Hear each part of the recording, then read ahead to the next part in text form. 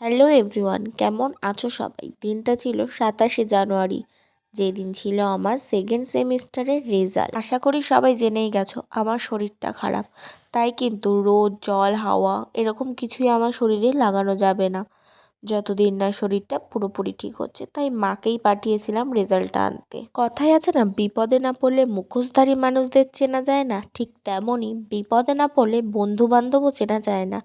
ভাগ্যিস ওই দিন ওরা দুজন ছিল, তাই আমি রেজাল্টটা নিতে পেরেছিলাম। ওরা না থাকলে হয়তো মা ঠিক ম্যানেজ করে নিয়ে আসতো। তাও ওরা দুজন যেভাবে আমাকে আমার মাকে হেল্প করেছে আমার রেজাল্টের জন্য, হয়তো তোদের ঋণ আমি কখনোই শোধ করতে পারবো না, যে তোরা আমার জন্য এতটা করেছিলি ওই দিন। যেহেতু আমার শরীর খারাপ ছিল আর আমি আমার মাকে পাঠিয়েছিলাম, তাই তার জন্য কিন্তু একটা অ্যাপ্লিকেশন লিখে প্রিন্সিপালের কাছে দিতে হয়েছিল। আর সেটাই কিন্তু আমার বান্ধবীরাই লিখে দিয়েছিল। তো ওটা জমা দেওয়ার পরেই আমি রেজাল্টটা হাতে পেয়েছিলাম। সত্যি একটা কথা কি জানো তো, খারাপ সময় না আসলে মানুষ চেনা যায় না, এটা একদম বাস্তব। জীবনে বন্ধু বান্ধব আমার অনেক আছে, কিন্তু তার মধ্যেও হাতে গোনা 3-4জন থাকে যারা আমার খারাপ ভালো দুটো সময়তেই আমার পাশে পেয়েছি। ইভেন এরকমও কিছু বন্ধু বান্ধব আছে যারা আমার ভালো সময় পাশে ছিল, কিন্তু খারাপ সময় তাদের চাইলে আমি পাশে পাইনি। সেটা আমার সাথে আজও হয়।